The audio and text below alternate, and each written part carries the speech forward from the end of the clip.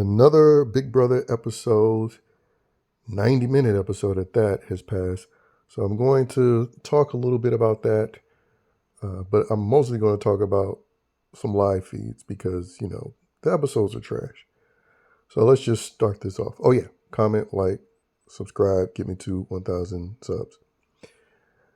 Now, the main thing I want to highlight in this episode is that Jimmy had to address, his sudden change of wanting to evict Rachel to now saying it's too early to evict Rachel.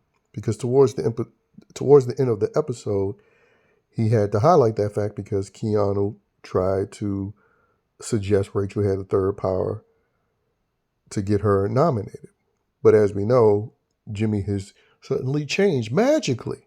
Had nothing to do with production whatsoever. But this would have been the perfect opportunity. But since CBS did not pay Rachel to come back just to get evicted pre-jury, this is why we have this result. So it's BS, but, this is what these television shows do. They have corrupted reality television. I mean, it's not enough that they F up movies and scripted television shows. They're even coming with their agendas through trivial reality competition shows. But that's just a side note. Now, the other thing I wanted to mention is the POV powers being activated.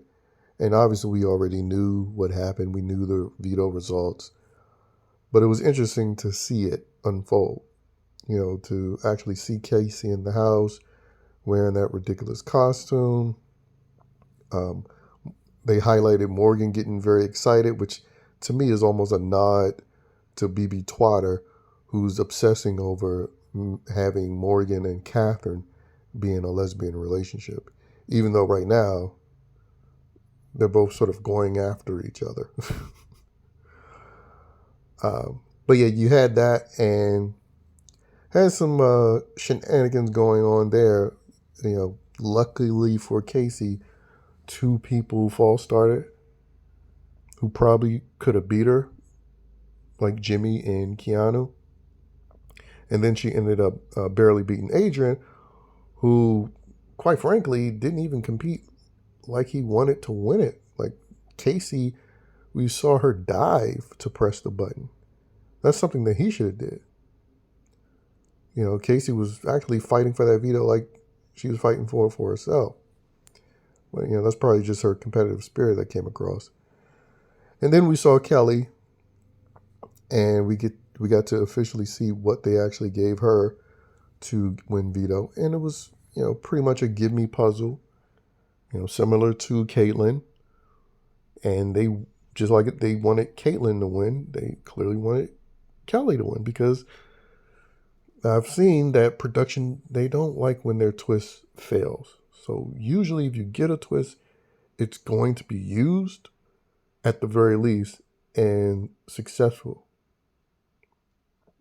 So outside of that, that's really all I have to say about the episode. Now let's just talk about what's been going on the live feeds. There's been the fight for votes, of course, on the live feeds. Mainly people campaigning for Amy, while Adrian has done a lot of his campaigning, who, again, when you watch the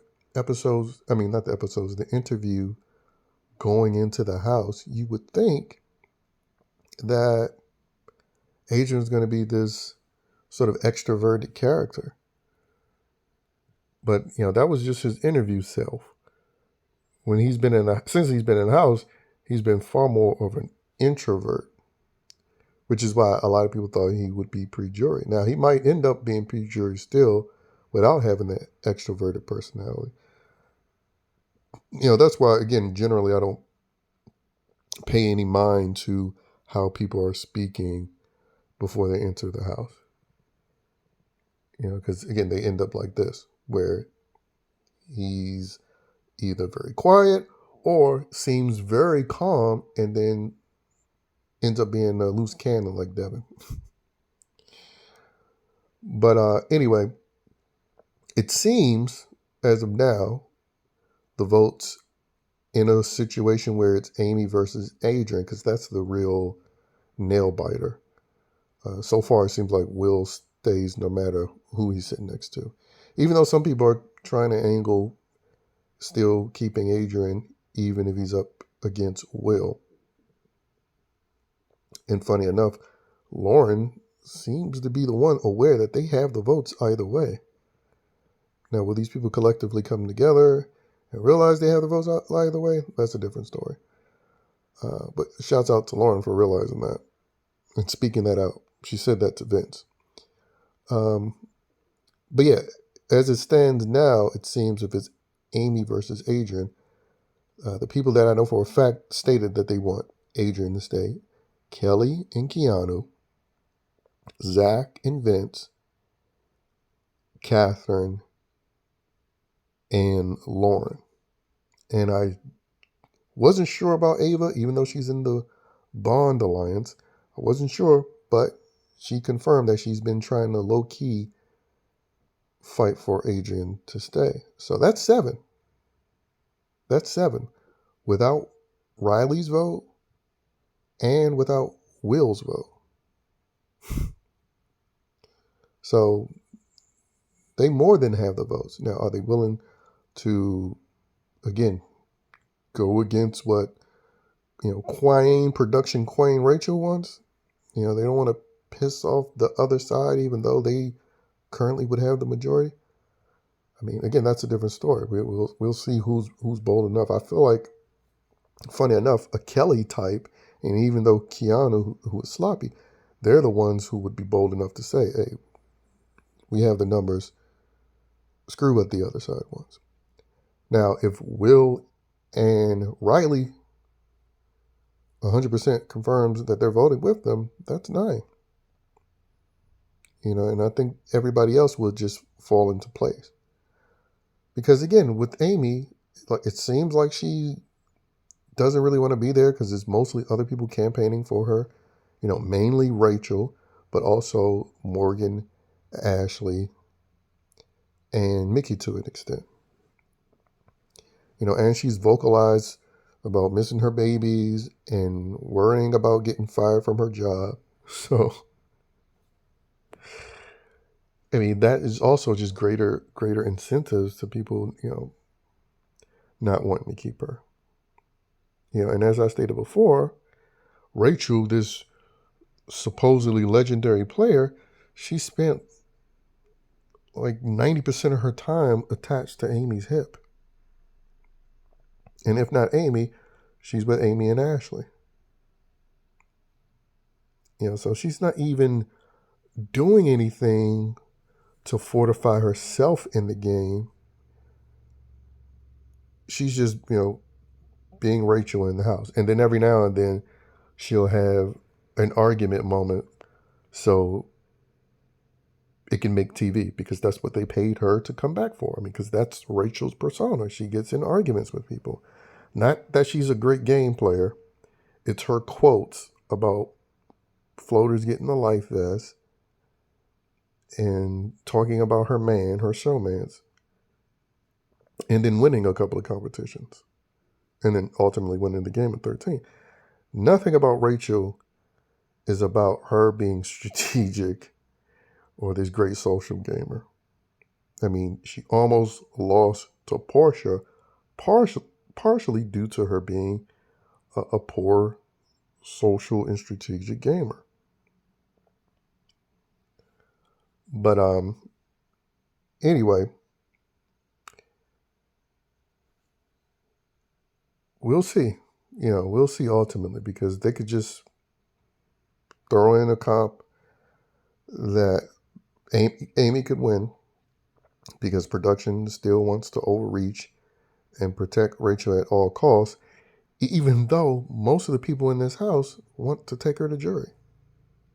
Like, the only people that would be targeting Rachel as it stands right now for pre-jury is Keanu, Kelly, and Adrian. And I can almost see Adrian probably wanting Jimmy out more now, especially if he discovers that Jimmy lied about campaigning to saving him. But right now, it's just like 3 people, definitely. Because, Lauren and Catherine, yeah, they've talked about how Rachel is dangerous and a threat, but still they shy about taking that shot at her.